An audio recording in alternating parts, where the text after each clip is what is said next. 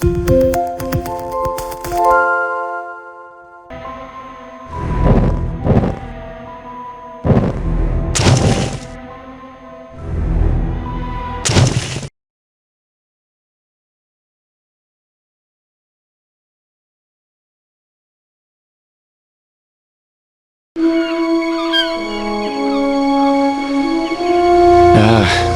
tired of traveling, or fighting superstition in its many manifestations, even though it was me who chose to debunk folklore and mysticism. Little did I know I'd end up being labelled as Patrick Galloway, the man with endless occult knowledge. Before I knew it, people all over the world paid me to investigate all kinds of weird things. As long as they paid me, I'd look into it. Funny thing though, the more I saw, the more I believe there are forces beyond our control. Creatures not explainable in any human terms. Things that make my skin crawl. I fled from Ireland and hung around Paris and London with no real purpose till the Great War started. I joined a special unit whose job it was to squelch the fears of the superstitious farm boys who made up the fighting ranks. The Tresanti were the biggest pains. New commanding officer, Jeremiah Covenant, led our unit on the hunt for their camp. We were ambushed. They came streaming out of the woods, waving swords and howling like banshees. I saw their leader holding a strange stone over his head, yelling weird words in a strange tongue. And just when I was gonna pull the trigger, he glared right at me. A bright green flash came from his hand, and it bowled me over as my gun went off. I woke up in a hospital bed with severe burns. They told me Jeremiah and the unit had gone on without me, but he'd given me the shaman stone to keep. I hadn't given any of this much thought until I came back here to find this letter that Jeremiah wrote me almost 6 months ago, asking me to come back to Ireland and help him out. This is not something I'm dying to do, for it may mean the death of me. He saved my life though, so I owe it to him. Just hope it's not too late.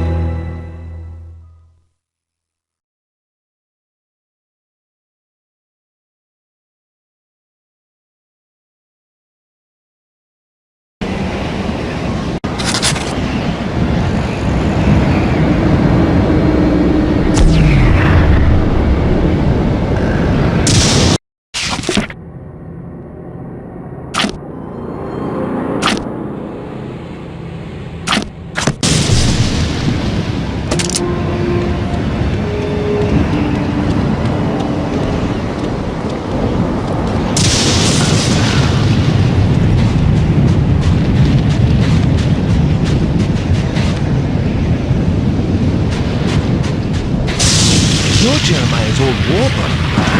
Indeed.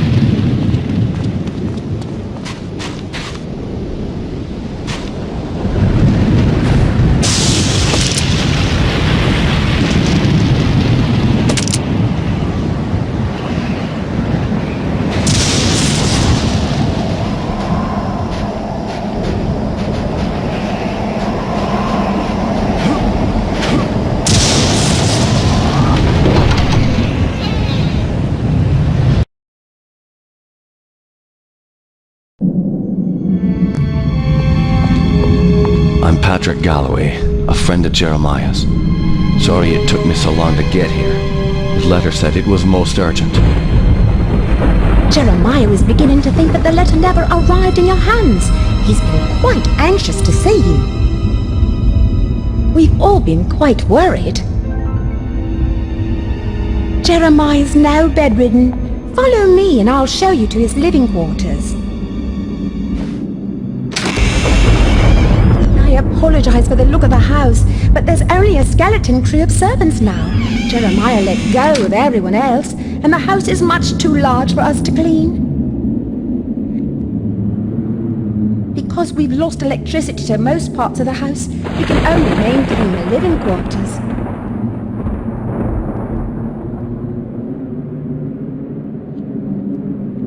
This family's had so much tragedy. I hope you can help him.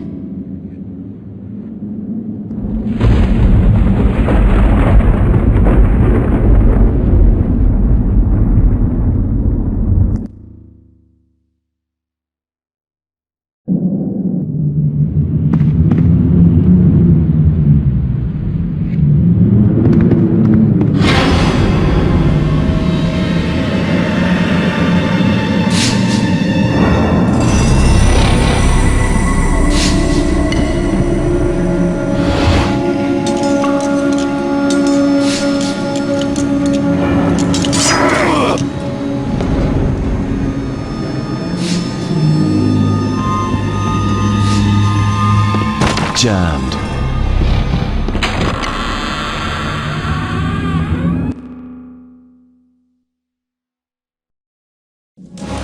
Patrick, you made it. At your service, Jeremiah. Sorry for the delay, but I've been abroad. What happened to you? It seems I've come under the watchful eye of the Reaper, my friend. It's been a long time, hasn't it? Apparently too long. Patrick, I came back from the war only to find my entire estate in disarray. My brother Aaron disappeared first, and then my sister Bethany. My declining health is a result of an old war wound, and unfortunately, the symptoms are irreversible. I didn't summon you here to watch me die. I need your help. Anything I can do. Just name it. Strange events began happening around the manor. After thinning out my staff, they ransacked my estate, taking whatever they could carry. The rest of the help was quick to follow, as they feared rumors of my family's curse. I can't help but think it's more than a coincidence that strange happenings have increased since I've been back from the war.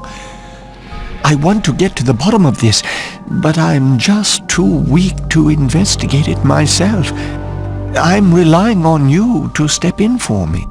Of course, Jeremiah. The only reason I risk coming back here is to assist you however I can. My thanks to you, Patrick. What the hell is that? Sounds like it came from downstairs. I'll check it out. Lock the door behind me.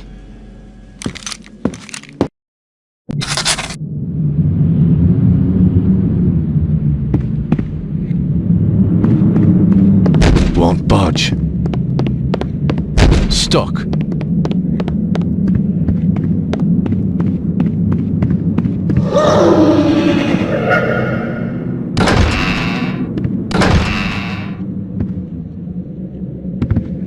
Stuck. Jammed.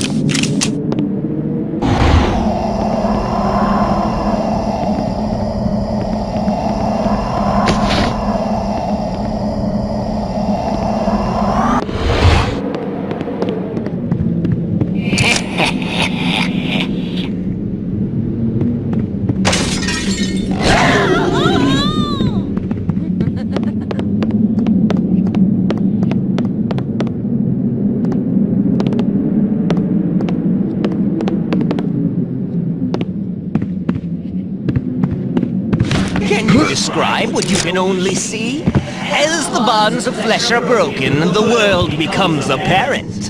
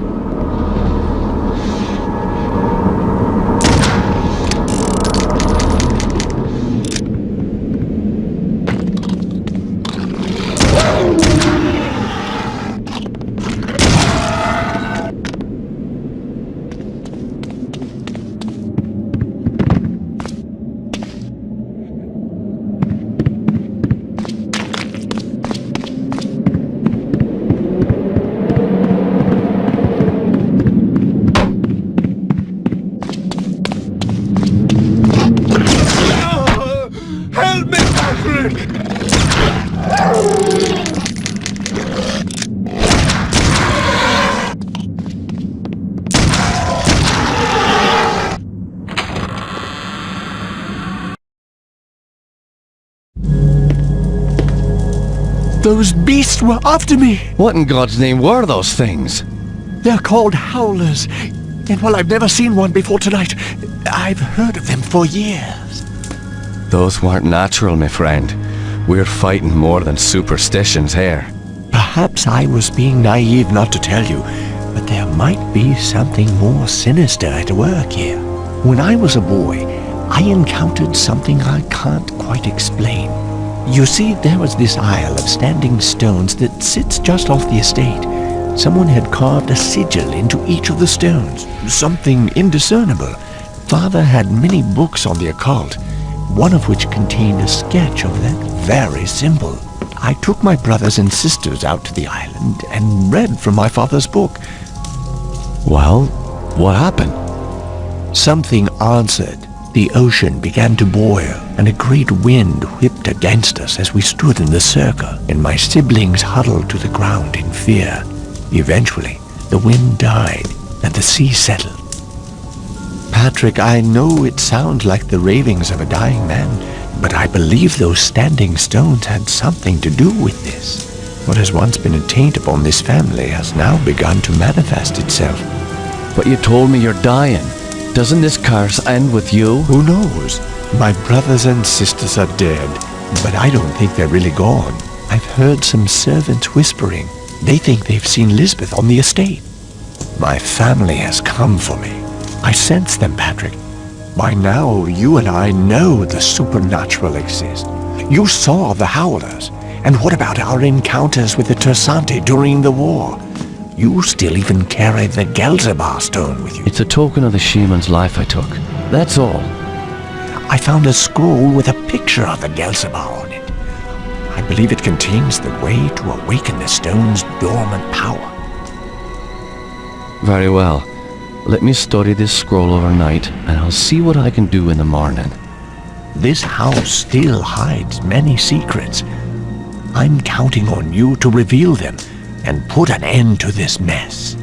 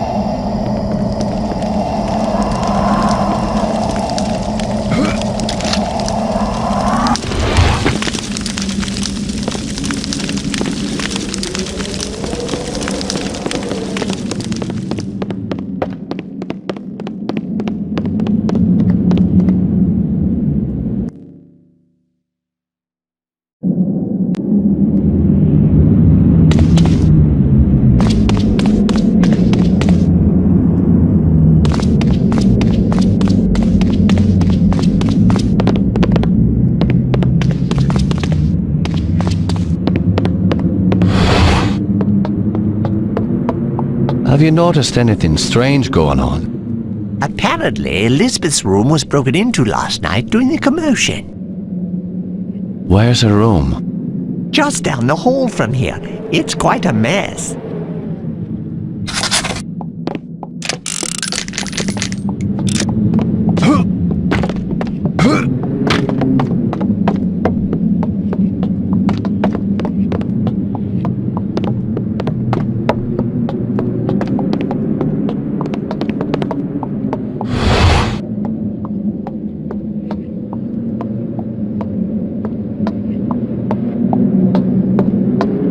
Tell me what you know about Lisbeth. Why, she was a fetching young lass. Quite the fiery temper, though. She could be placid and calm one minute, and then suddenly she's spitting curses and swinging her nails at you like an animal. 'Tis a pity her mother died birthing her. Indeed. Following her mother's death, I'd raised Lisbeth like my own. In the end, the wasting sickness got her. I'd cared for her when she was sick and watched her wither away to nothing.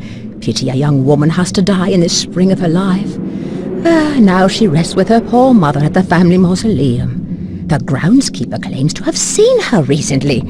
Oh man, seeing a ghost is never a good omen. Where can I find this groundskeeper? He's out in the gardens. You can get there through the kitchen. Your knowledge is appreciated. Thank you.